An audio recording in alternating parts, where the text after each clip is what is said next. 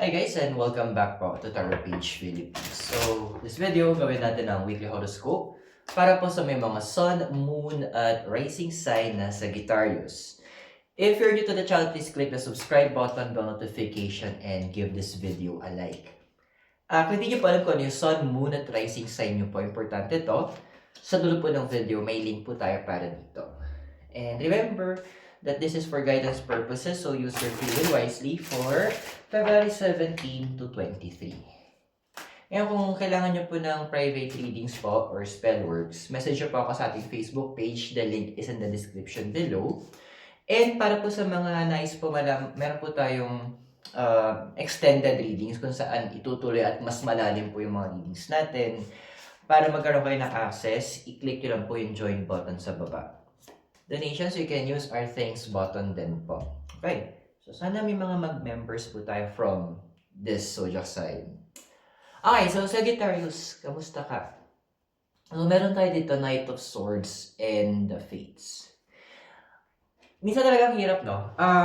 Kasi, sa mo ngayon, as the House of Philosophy and Higher Learning and Travels, yung point na nasa stuck ka muna, tapos hindi mo alam ano yung next move.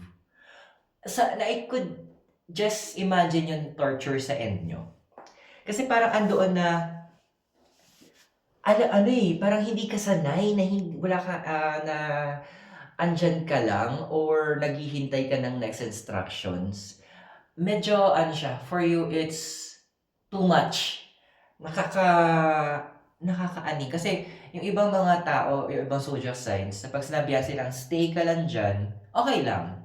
But andoon na sa Sagittarius na biglang tatahimik yung universe, sasabihin sa'yo, or yung pinaka-last message siya, stay. Ay! Tapos wala pang sasabihin kung gano'ng katagal. I know it's hard for a lot of you. Pero, sabi nga na isang verse sa Bible, be still and know that I am God. And that means na dyan lang kayo. Huwag muna kayo magmamadali. Kasi there are things that the universe is preparing. Kumbaga sa halaman na itinanim, nagte-take root yung mga plants, nagte-take hold yung mga bagay. So, huwag kang magmadali. Kasi 'di ba, come to think of it, na kapag may mga ginagawa tayo or nagmamadali tayo sa mga bagay-bagay, that is when usually mas nasisira yung mga ginagawa natin. So this is a time for you to be patient and wait. I know it's hard, pero hindi dahil hindi ka gumagalaw or wala kang ginagawa or walang development ka nakikita, hindi ibig sabihin is walang progress. Sometimes that progress is deep within. Kumbaga sa building, panahon pa tayo ng building. Wala pa yung building, ang tagal-tagal na. Sinabi na magtatayo. Pero the thing is, ang inuuna nila is yung foundation. Inuuna nila na mas lumalim yung hukay kasi nga doon para kumapit yung building para in case na may magkaroon ng lindol or sakuna, hindi agad matutumba. And that is also where the universe is kung yun din yung ginagawa ng universe sa'yo. Yung foundation mo ang sinisigurado na magiging strong and frugal. Frugal. No, pero what's crossing you ba? So we have here the Two of Pentacles and never-ending story. Ayan na. So, just like your other counterpart sa zodiac sign. Kasi as far as I know, besides kay Virgo and Aquarius, mga nag-overthink and overanalyze, kasama ka doon.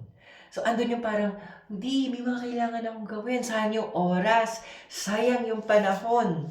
No, hindi siya sayang. Sometimes you need to also have what we call is a pit stop. Baba magta-travel kayo. Sabihin natin magta-travel ka from Manila to Sagada or Ilocos Norte. 11 hours na biyahe or sabihin natin Isabela. Pinakamalayo ko na yung San Mariano. 13 hours. Don't you think kailangan ng stopover para mag-stretch, para kumain or sumagot sa tawag ng kalikasan? Take this as a time for that.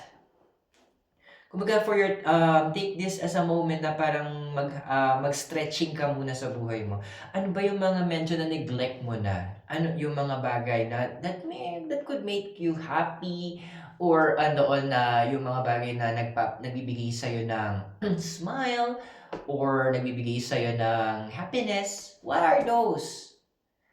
Medyo balik-balikan natin. Ano yung mga na-set aside mo na ginagawa mo? You might think na small things lang yun, pero yun yung mga plans na binigay sa'yo ng universe before na medyo na-neglect mo. Ito yung moment to take hold of it. Maybe it's also a time for you to look at to how you balance things in life.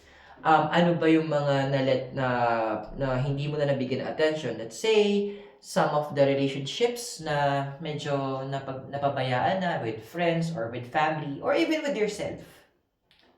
Take this as an opportunity. Hindi sayang yung oras mo.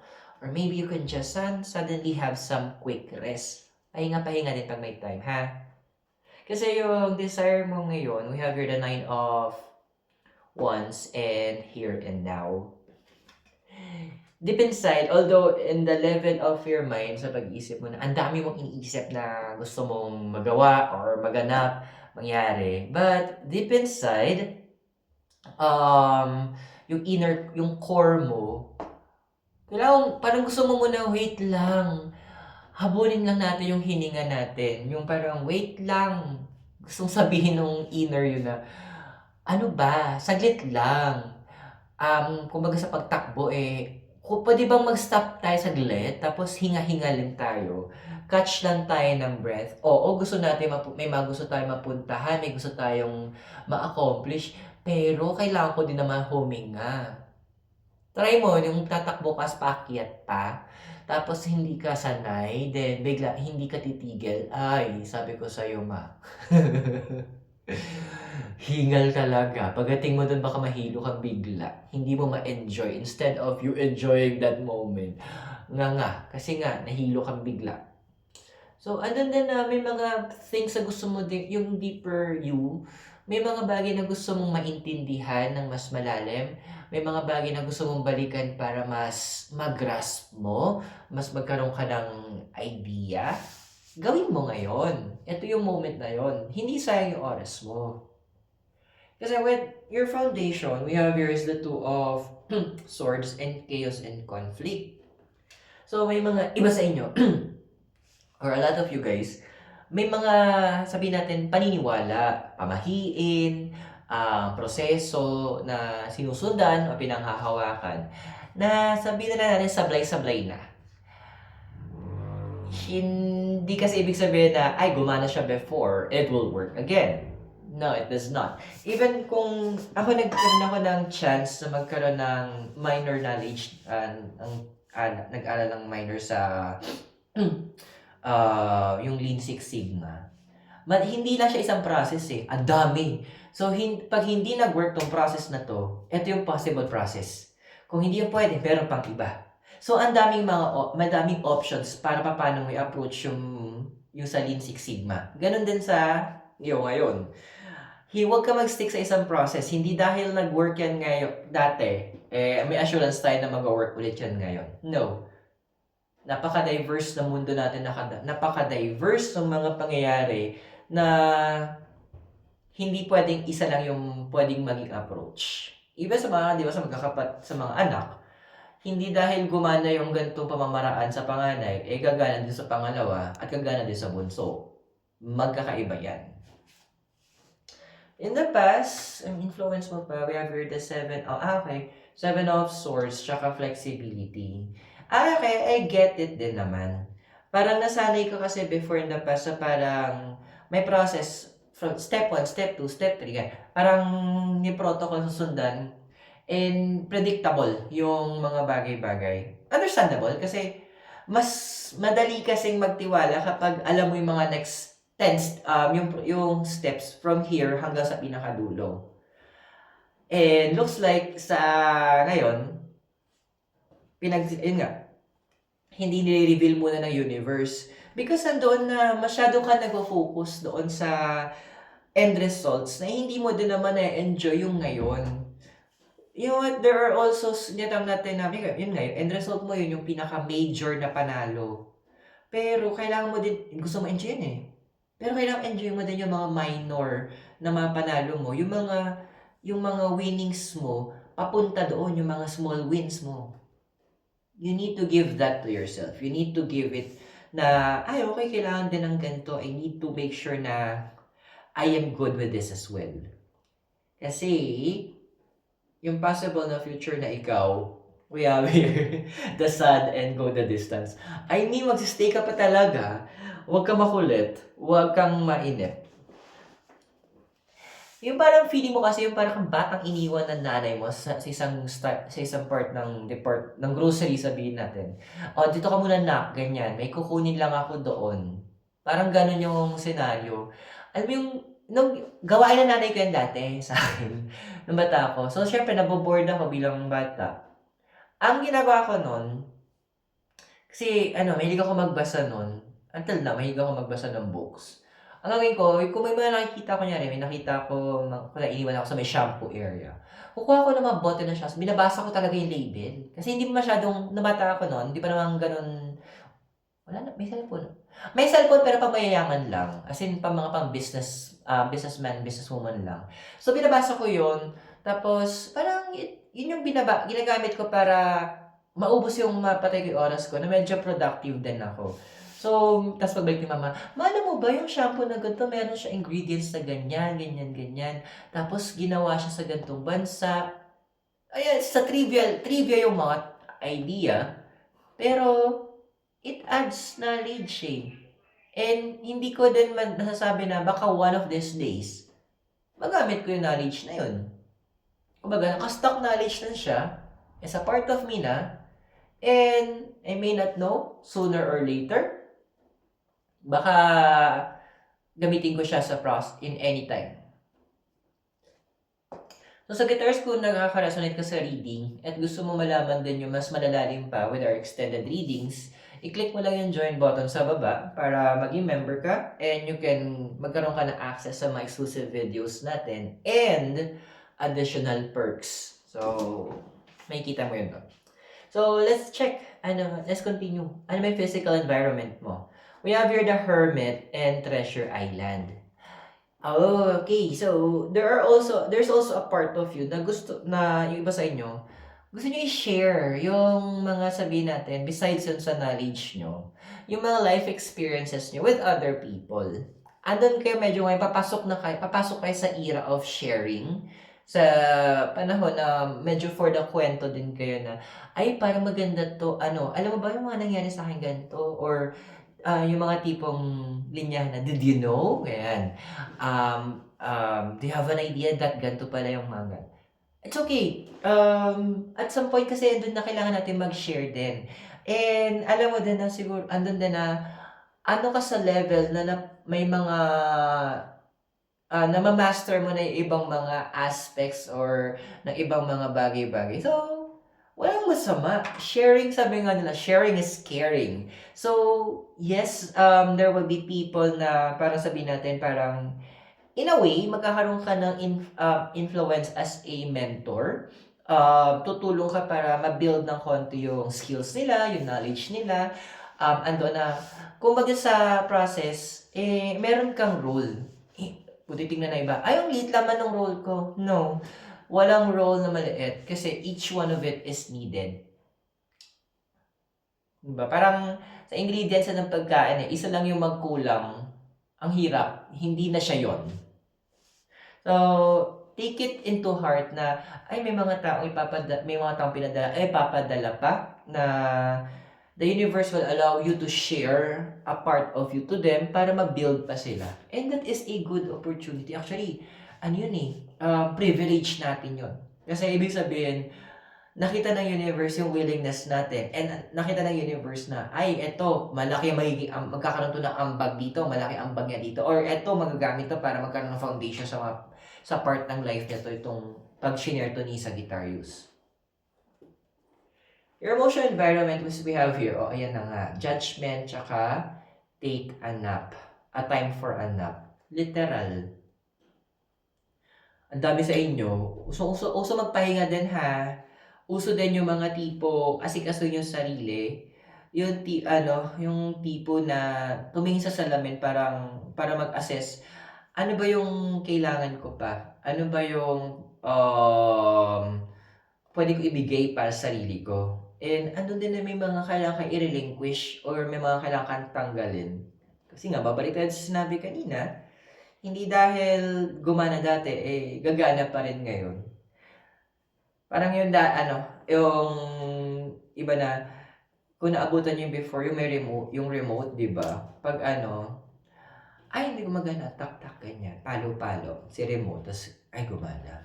Habang tumatagal gano'n ng gano'n, mamaya hindi na gumagana kakapalo. Why? Wala pa lang naman yung battery.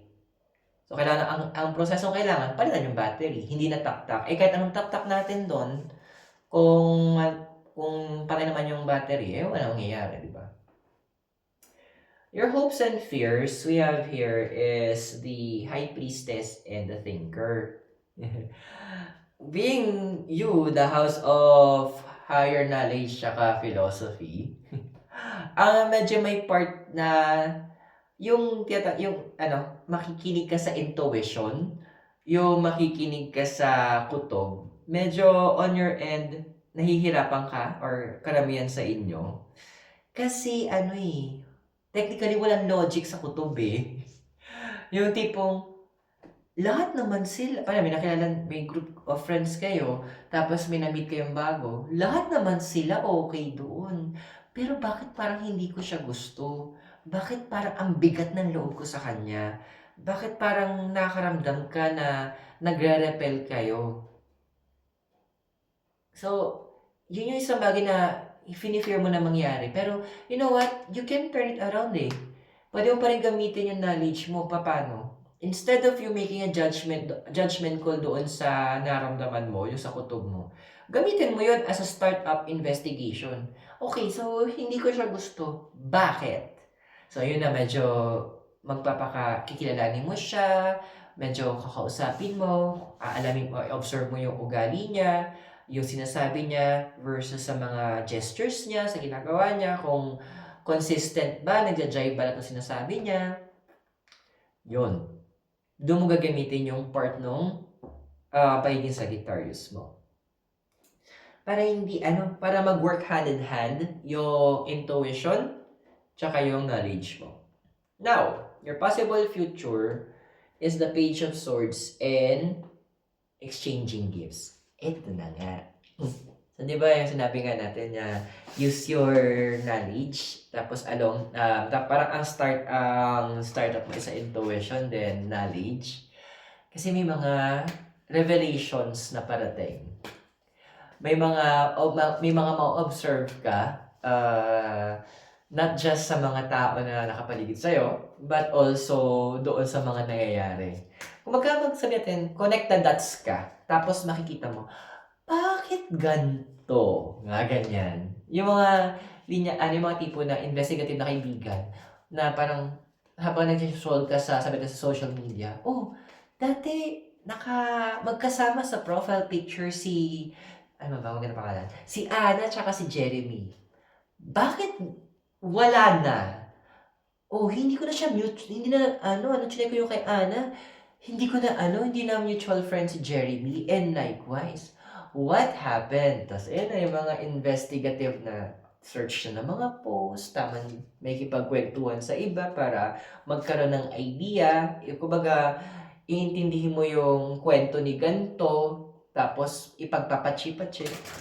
Meron ka mga madidiscover. And that discovery actually will help you make further decisions in life.